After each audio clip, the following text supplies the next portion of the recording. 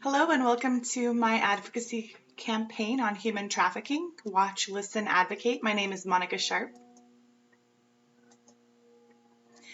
Did you know that 40% of trafficking victims are minors? 81% of trafficking victims are female.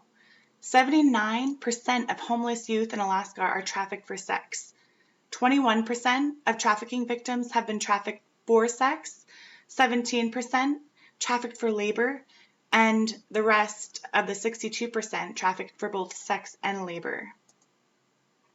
It's up to the community.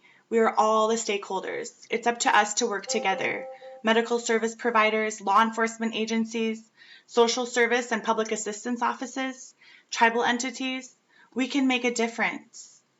We have to notice red flags or indicators of human trafficking victims.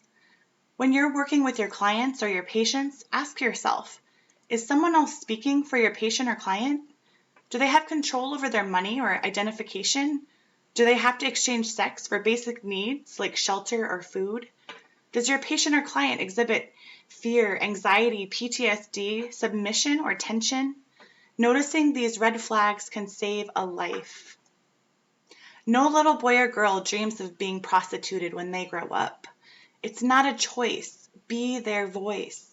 If red flags are present, speak with the patient alone. Bring in a social worker or advocate whenever possible. Let them know that there are resources and funding available to assist them. If there is perceived danger and the victim wants immediate help, involve local law enforcement for victim safety. For assistance and next steps, contact the National Human Trafficking Resource Center hotline at 1-888-373-7888 or refer your client or patient to local entities such as Kanik Tribe, Cook Inlet Tribal Council, or the Alaska Justice Center. Or if immediate safety is a threat, call 911. #End Modern Slavery. Together we can make a difference. It's not a choice. Be their voice. Let's advocate for human trafficking victims. Thank you.